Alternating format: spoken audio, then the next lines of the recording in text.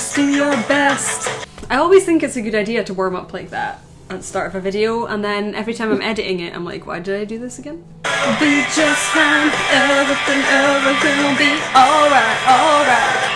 Will it? Will it?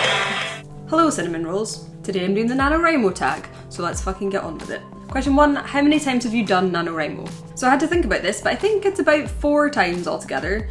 The first 2 I won. The first one, 2009, was my quintessential NaNoWriMo experience. I hit 50,000 words. The next year I was like, I need to finish this book that I started last year, so I'm going to do NaNoWriMo again, aim for 30,000, try and fill in all the gaps and finish it to the end. By the way, unless you have a plan, that's a really bad idea. That's what I learned from that. So don't do that. And I've attempted 1 NaNoWriMo and 1 Camp NaNoWriMo since then, and I had to quit for both of those, and more on that in later questions. Question 2, how did you find out about NaNoWriMo? Well, I just moved to Glasgow to go to university. I was staying in halls, and a guy I knew from school who was kind of a dick, to be honest. Like, we still spoke and stuff, but we didn't really get on. I don't think he really respected me much as a person. That got a bit personal. So he told me about it on MSN Messenger. Do you remember that? That's how we communicated back then, 2009. So I think it was already something like the 3rd of November, and he just messaged me being like, have you heard of this? I've decided to do it. Do you want to do it? And I was like, yes, please. So yeah, I started on day 3 and I still won, and it was kind of nuts, but awesome.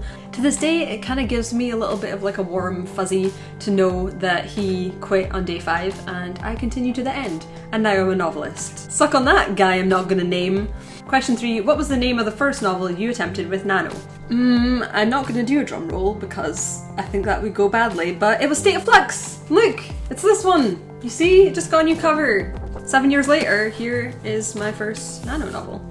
Okay, question 4, give us a 1-sentence summary of what you're writing this year. So I'm going to be rewriting North of the End for Nano this year. If you've watched any more of my videos, then you probably know what it is because I never shut up about it. It's a bit of a genre bender, it's kind of post-apocalyptic, zombies with a twist kind of story, but about depression and friendship and survival, and there's some Scottish folklore in there too. Sorry, okay, so 1 sentence. I'm just gonna read it, why not? A darkly despairing and irradiantly hopeful novel about how the end of the world just might be the start of your life.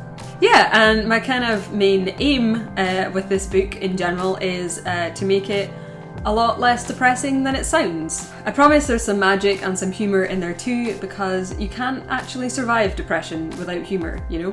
Question 5, what is the best writing advice you've ever been given? I don't really have a nice soundbite handy. I think writing is a bit too big and complex to be distilled into like quotes, I guess. But I've read a lot about writing and I've been pretty heavily influenced by the writing advice of Chuck Wendig, Scarlett Thomas and Holly Lyell. Question 6, did you ever take a year off NaNoWriMo and why? So yeah, like I said, I did NaNoWriMo 2009-2010, tried to finish it in 2010, that didn't go so awesome. After that I was in 3rd and 4th year, so honours years, studying university and trying to finish Flux, so there was no point in me starting something new right then, even though I really wanted to participate in NaNoWriMo again, so I skipped it those years. After I finished Flux, I was really excited to be able to do Nano again, but it was a totally different experience. I was working a really shitty retail job, and I might have actually had another hospitality job at the same time, and I was just really depressed and ended up having to quit. I got about 20,000 words of a space book, which I think has like some potential. You can definitely read it and see things I like about it, but the process of doing it was just too difficult. Like, depression is the best thing for killing your creativity. I remember having this phone conversation with my mum. I was kind of just trying to explain how bummed out I was that NaNoWriMo was being so difficult for me. So I kept asking myself, what's the most fun thing I could write? What do I want to write? And every time I was just like, nothing. I care about nothing. Yeah, depression sucks, kids. But I've come a really long way and I'm pretty pumped about doing it this year, so let's do this. Question 7, what is your biggest inspiration for figuring out what to write? So in 2009 for State of Flux, it was like music and stuff on DeviantArt and just basically being in a new city. There's a lot of Rage Against the Machine in there as well. Now, like, I don't know, everything I'm interested in. North of the End is a lot more autobiographical than Flux, and I imagine it's going to end up being more autobiographical, that word is really hard to say, than most of my books in the future as well. So I guess like my personal life is my biggest inspiration for that. Question 8. Read us the first sentence from one of your novels. So, what's the first sentence in State of Flux? Let's find out. I don't remember. It's something about looking up to the sky, like buildings or something, isn't it? Yeah. Sleeves jostled against each other and shoes scuffed closer to the edge of the curb, teetering near the road. Ugh, you know, now I think about it, surely I could have done better than that. Too late now. And let's see, for North of the End, the first sentence is, endings are a paradox. And oh my god, is that even grammatical? Have I just realised that doesn't actually make sense? Like, it should either be an ending is a paradox or endings are paradoxes.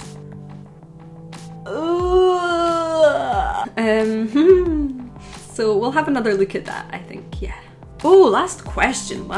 This has gone pretty well. We're moving along here. Question 9, why do you love writing? A lot of the time I don't actually love writing. It's just something I have to do, otherwise I feel like a failure. I don't know. I mean, there are parts of it that I love. A lot of the time it just feels like something I have to do, otherwise, like, what am I doing with my life? Yeah, but I've always loved fictional worlds, I've always loved stories and movies and books and really getting immersed in that. And I want to be able to live in my own worlds that I've created. And I want to affect other people the way some of my most beloved stories have affected me. I think stories are important. Why novels as a medium? Well, they're cheap to make, you know, it's very solitary, it's just you and a page and you get absolute control over everything, unlike things like screenwriting, movies and TV and stuff where it's very expensive to make, for one thing, and it's also a huge team. I mean, that has its pros and cons, but anyone can write a book. You know, even if all you've got is pen and paper. But also I'm just good with language, I'm good with words, I always have been, and so it makes sense to place my strengths in that respect and actually present my story in the form of words. Cool, that's about it really for this video. I'm Rachael Stephen, I'm a novelist, I'm a YouTuber, Woodland Hellbitch. If you're not subscribed already, then maybe you should subscribe, because otherwise you're never going to find out if I actually managed to fix that first sentence of North of the End. Endings is paradoxes. Also, I wanted to let people know that I have a mailing list, because a lot of people didn't know. I didn't know that things were happening and you should have told us, you should have updated us. And I'm like, I did update my mailing list, but you weren't on it, I'm sorry. Over on my website, it's just in the footer, and my website is rachelstephen.com. Yeah, so if you want to keep up with books and free shit and general announcements, then that is a good place to do it. Like I said, I'm doing NaNoWriMo this year, and if you are thinking about doing it, or you know you're doing it and you want to be super prepared, then you should follow Preptober on Twitter for a whole month of novel building and brain sprints and fun prepping together things. I'm going to be running that and it's going to be really good. If you're looking for something pretty comprehensive on the basics of story and plotting and character and that sort of stuff, then I actually have a book called How to Build a Novel, if you haven't already heard of it, and there's going to be a link down below for that too. And it's pay what you want, so you've got nothing to lose. Stay cool. Granddad outro. Yeah. Ruth, where did you go? Let's find out. It's a mystery. Where the fuck was I? Oh, it's a bit of a letter. It's not something on my screen. Oops. Boom! Did it! Nailed it. Not the first time, but eventually. Why can't I say this sentence? Oh, the screen went to sleep. I'm gonna change that right now, I think. That got a bit harsh. Screensaver, how dare you? Okay. Every time I mention my lights, I look at them and then I just die. Oh,